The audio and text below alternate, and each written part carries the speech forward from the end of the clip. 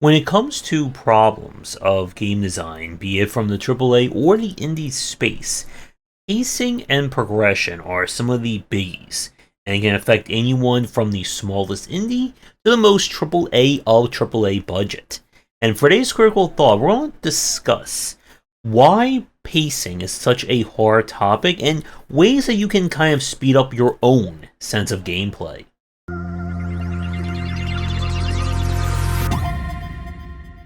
As I said in the opening, when it comes to both the AAA and indie and everywhere in between, the pacing and structural issues that can befall a game can happen to a wide assortment of developers.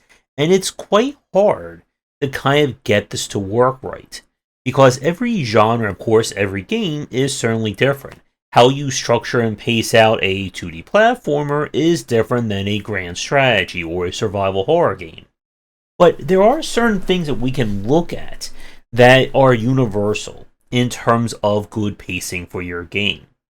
So let's start, of course, literally at the beginning.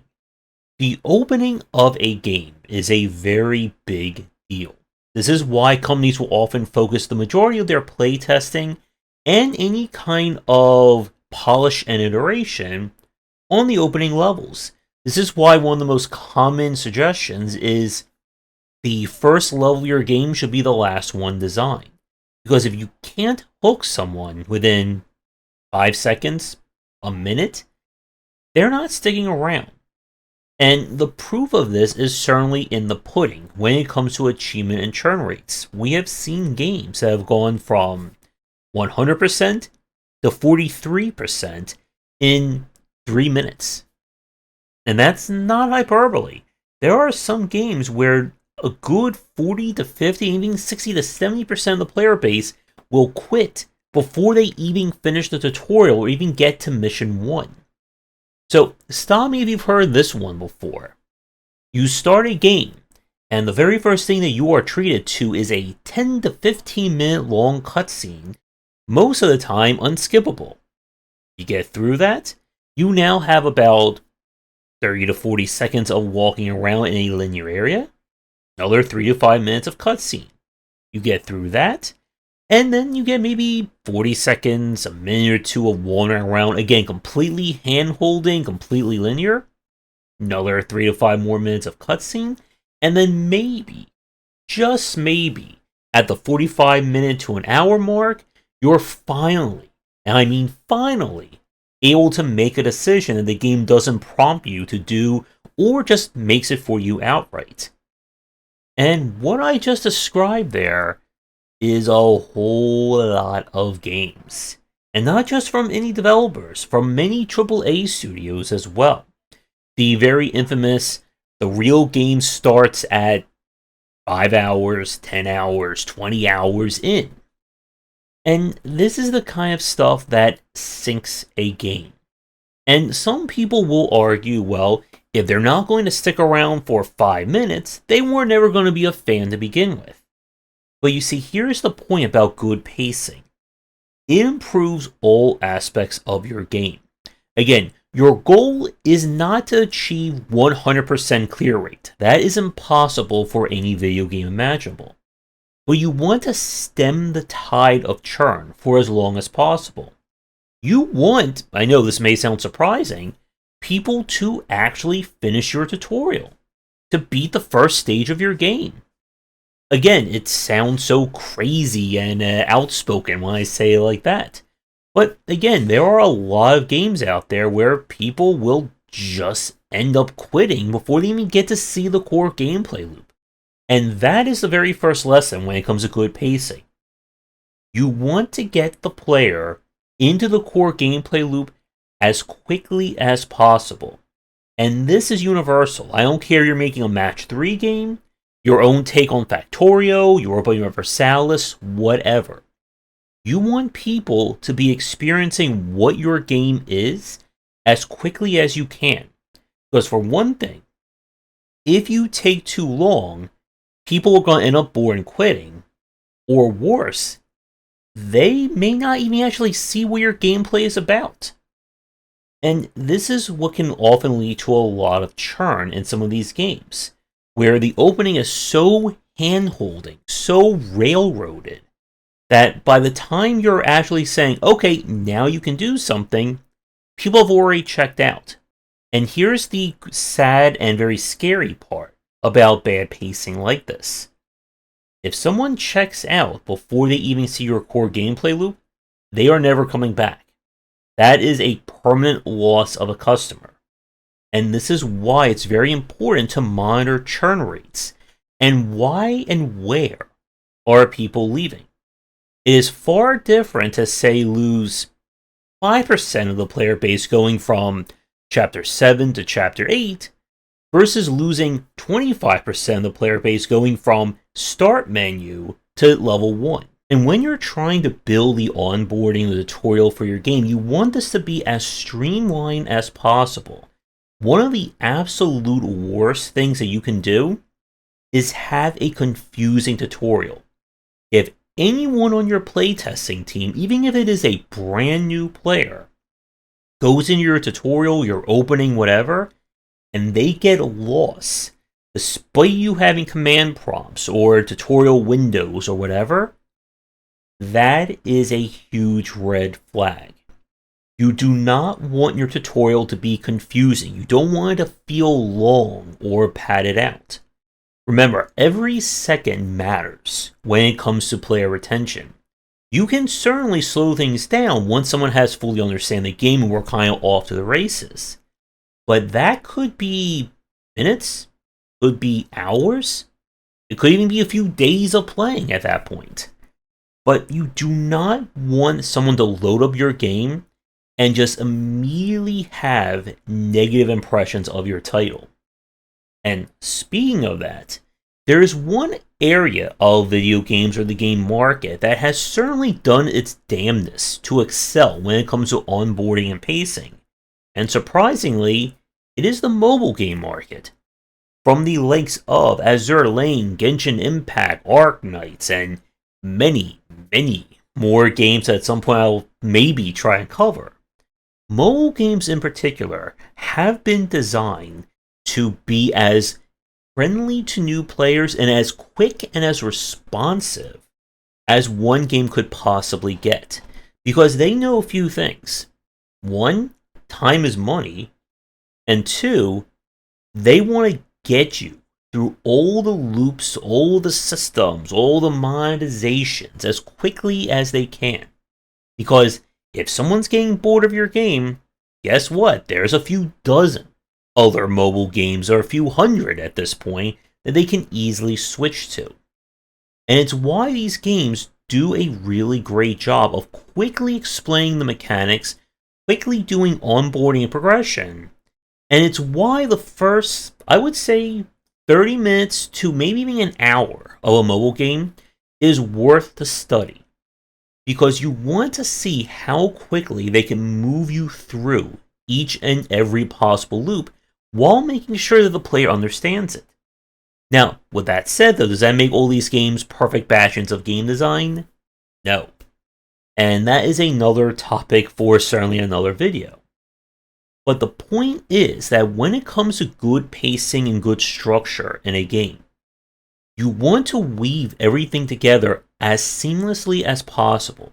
One of the worst kinds of tutorials is the exposition tutorial, where not only do I need to figure out how to play this game and what the menuing and the UI is, but you're also giving me 10 paragraphs of witty, chippy dialogue between characters.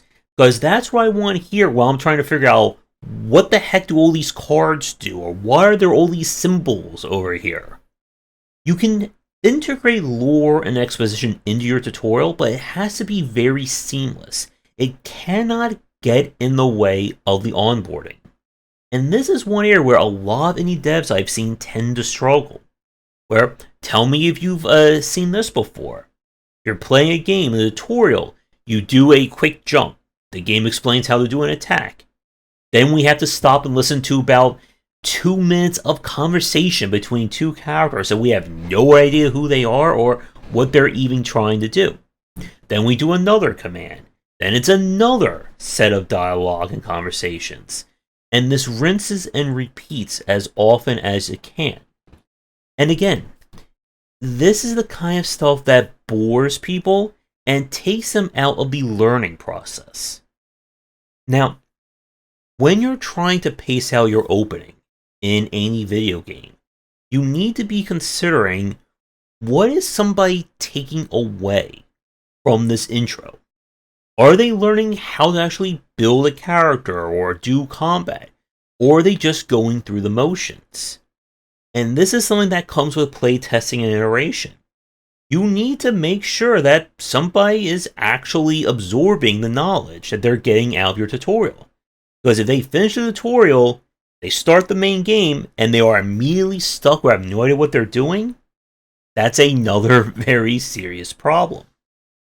Now, as you move through your game when it comes to the pacing and the structure of it, you want to define just how long it takes to move through loop by loop, section by section. If people are getting stuck at any major point, if you notice that there is a huge churn rate after the opening or after a specific fight or anywhere like that, this is something you should be taking note of. Because remember, people who quit games like this, they're not going to be part of your vocal minority. They're going to be the person who quits your game, and they're never going to look at you ever again. Hollow Knight is a really good example of this. Hollow Knight starts off relatively strong, with a very fantastic aesthetic, the controls feel great, and then they immediately lose people the second they start looking at the map screen and the trinkets. And you know how I know this? The game features some major churn within the first 30 minutes of play. And again, this is why when we talk about pacing and structure in this respect, we harp so much on the intro. Because this is where you have the greatest chance to gain new fans or lose them forever. Now, as you're going through the game, this takes me to a concept that I've coined a while ago, and I'm not sure if we need a better term for it, but I like to call it dead time. Dead time in this respect is time that it only serves purpose to ring up the clock. So here are some examples of what is and what isn't dead time. Sorting items in your inventory is not dead time. Having to explore an area looking for MacGuffins or grinding is not dead time.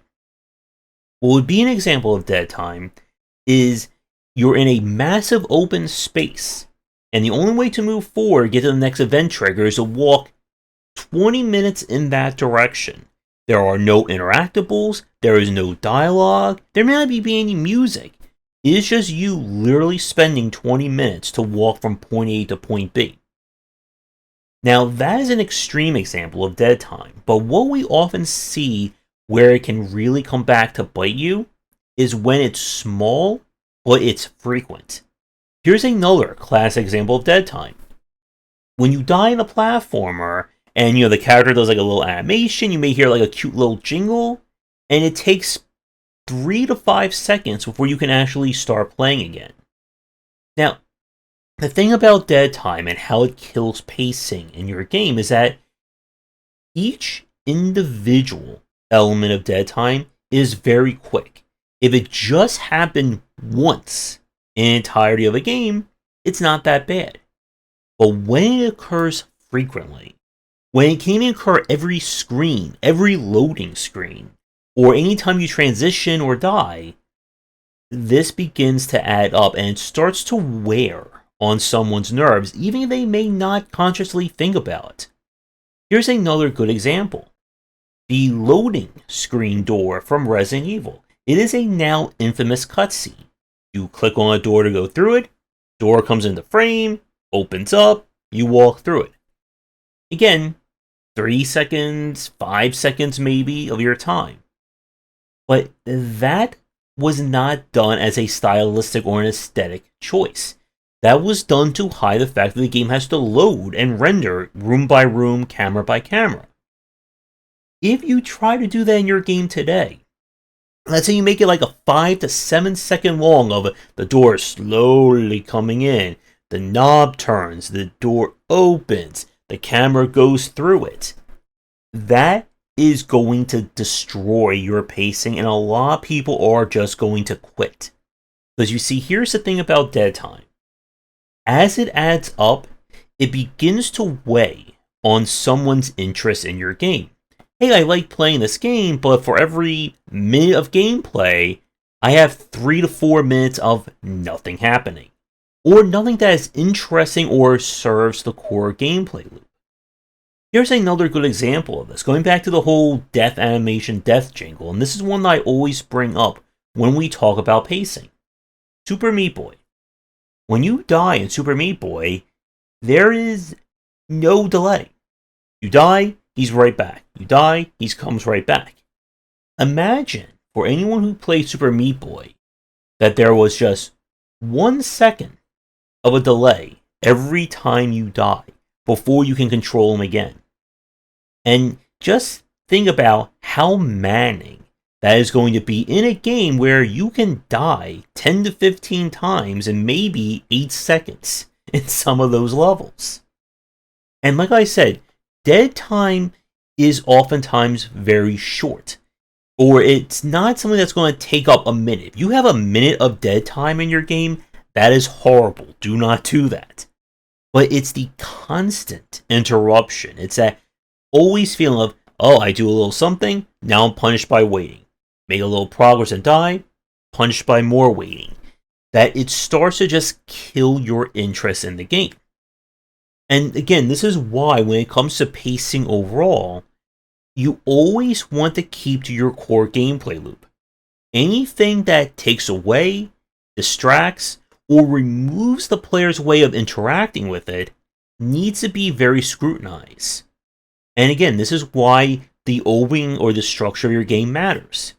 If I'm here to play a first-person shooter, and I spend 2 minutes running around shooting enemies, 10 minutes of listening to a dialogue, 3 minutes of doing a puzzle, 1 minute of shooting, then another 10 minutes of cutscenes and conversation, I'm not going to stick around for that. And most people are not going to do that either. The very infamous Simpsons quote of, "When are we getting to the fireworks factory?" is going to matter here. Because, again, if the player is not engaging with the gameplay of your title because either the game is stopping them or they don't understand what's going on, they're getting frustrated, they're not going to stay around to try and fix that or wait for the game to course correct. It is your job as a developer to present your game in as much of an attractive package as it can be from second one of loading. And again, look at ways to cut out time that is taking away from your core gameplay loop. Imagine for a second that you have something like a overly elaborate cutscene that plays out every time you go into the inventory. Let's say you have some kind of like super steampunk treasure chest, storage box, whatever, and when you hit the button, it opens up, you see gears spinning around, it's all fancy and all that, but it takes 10 seconds to do that each time. Every time someone has to go in the inventory and they have to look at that cutscene, it drags your game down. If you have something in your game that makes a player not want to interact with your title, that should be something you want to remove. And you can certainly have style in your game. If you look at something like Persona 5 that was highly praised for its aesthetic, for how snappy and beautiful its menuing was. But one thing that was not said about that menuing, that it was slow. You hit the button, it immediately pops up, you can do everything you want, hit the button, you're back to the game. Now, of course, speaking about Persona is also a really good example of very frustrating pacing. As anyone who's played the first 3 to 5 hours of that game, or should I say, watch the cutscenes for the first 3 to 5 hours of that game can attest to. And a lot of people will argue that if a game is story driven, that you should focus on it. But again, the whole point of a video game is interacting.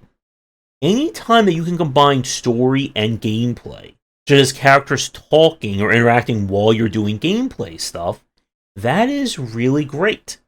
It's why a lot of games like organic tutorials, where the actual tutorial or the onboarding is just literally you going through the opening of a stage while, having a conversation or while things are going on around you. So you get those very quick button prompts. You may not even need them if you already know that A is to jump or square is to attack, and so on. So to wrap up our critical thought, good pacing matters. It matters in any video game that you can think of, from any genre, for any player base. No matter how much or how little people may complain to you about it, this is oftentimes the difference between a game retaining players or massively churning them within, again, the first 5 to 10 minutes or less of an experience. Anything that you can do to speed up both the learning of your game or getting the player to experience a core gameplay loop, the better. This is also why good UX work also matters. Again, having a sorting feature and auto-equip, making sure that how symbols are displayed on screen are very accurate. Anytime that the player is confused, stuck, upset, or frustrated, that's another opportunity for them to quit playing your game. And while you can certainly slow down or introduce new mechanics and systems slowly but surely, you still need to make sure that the player is enjoying what they're doing. In the game Midnight Suns that we are playing right now, that I really like the combat system, the whole card play of it, but having to spend 5 to 10 minutes watching cutscenes and collecting various MacGuffins and just having random chats with Marvel characters, well, it gets in the way of that. And again, for some people, it may not matter. And like we've said, for every game, just as there will be people who will quit your game within seconds, there are going to be people who will stick with it through thick and thin. There is not a game, I don't think there is one on Steam that has a 0.0 achievement rate, although that could be very rare. Even for the most masochistically difficult achievements, you may still get 5%, 10%, 0.065% of your player base who will do that challenge. But again, this is all about overall retention. And if you do not learn these lessons, you are not going to survive as a developer or be able to grow as one. So with that, a very happy statement, we're going to wrap things up here. Thank you so much for watching. Do that liking, subscribing, and commenting. Let me know what you think of some major faux pas of pacing, and what are some really great examples, especially if it's a very RPG or very slow-paced game, of keeping your attention for lengthy periods of time. Let me know in the comments down below. Be sure to visit our Discord and Patreon, and come back for daily discussions on game design here and on game wisdom, where we examine the art and science of games.